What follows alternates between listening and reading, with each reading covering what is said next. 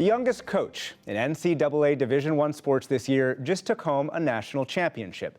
Amna Nawaz spoke earlier this week with the rookie head coach of the Tar Heels field hockey team about the victory that redefines what a player turned coach can achieve.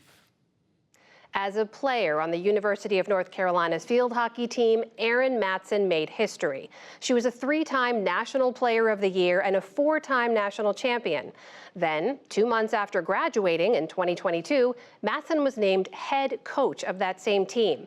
Now 23 years old, in her first season at the helm, the NCAA's youngest Division I coach led the Tar Heels to yet another national title, defeating Northwestern in double overtime. And Coach Erin Matson joins me now. Coach, welcome to the NewsHour and congratulations. Thank you. Thank you. I love any excuse to brag about this program and place, so I'm happy to be here. So we believe you are now the youngest championship-winning coach in NCAA Division I history. How does that feel? Insane. It still does not feel real. I was talking, obviously, with the staff today, with the girls. Everyone is still in just utter disbelief, and it's just been a blur, a whirlwind, but a beautiful one.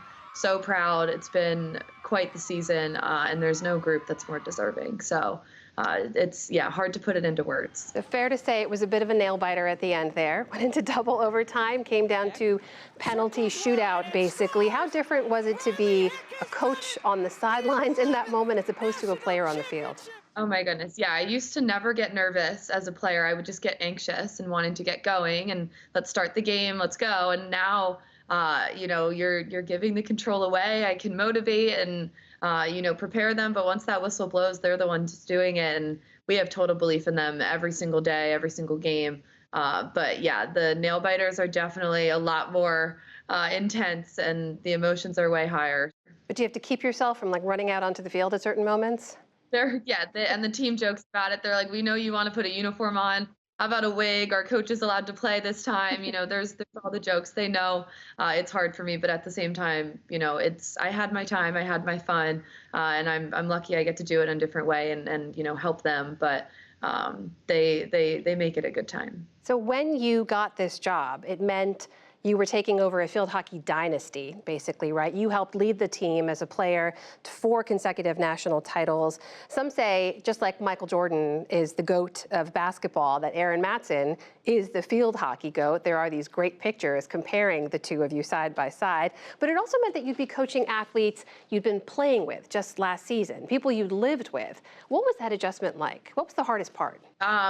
It's different. The first talk I had with the team, I was like, look, we're not going to pretend like this isn't happening. This isn't weird. This isn't unique. It's part of it. But from the start, it was one, naming it. And I was, fortunate to have their support throughout the interview process and applying and everything. So it's not like it totally caught them off guard. But it's obviously different, when your former teammate walks in the room and announced as your head coach. But from the beginning, we were transparent about it. We over-communicated. I believe in the power of communication. They knew my standards and expectations. They knew how I was as a player and as a captain and as a teammate, and I'm not any different now. It really was a team effort this season, and that's the only way it worked. I should also mention, I believe you're also the only NCAA head coach to have lived through the name, image, and likeness era as a player, or otherwise known as NIL. How has that changed how you advocate for your players, how you view recruiting? I mean, especially when you look at the opportunities that women athletes get these days as compared to some of the bigger money sports that men usually play. Right. Yeah, definitely. I mean, NIL is different depending on each program, each sport.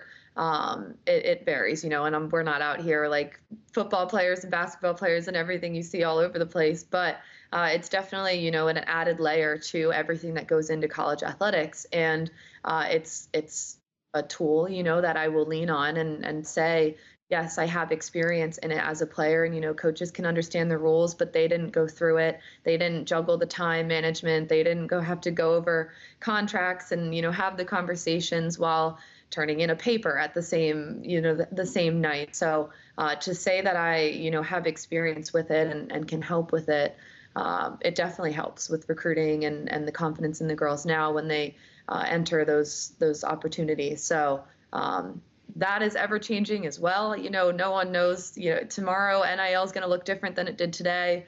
And it's just the world we live in right now in college sports. Erin, as you know, there are a lot of coaches out there, not just field hockey, but basketball, football, soccer, and so on, who go their whole careers without ever winning a national title. You have now done it in your very first season as head coach. Any advice you want to share for other coaches out there? Oh, man. A big part of what made it happen this season wasn't the X's and O's and the practice planning and all of that. Every coach is hired because they know how to do that. It's more the motivation and the trust you can instill in your players while holding them to high standards and expecting a lot, but also just doing everything you can to create a very stable, secure, team atmosphere and culture. And I think, we found that balance this season of they trusted me, but I made sure, they felt that confidence and self-belief and bravery in themselves too. That is Coach Erin Matson, head coach of the University of North Carolina Tar Heels field hockey team, this year's national champions. Coach, congratulations. Thanks again for joining us. Thank you so much.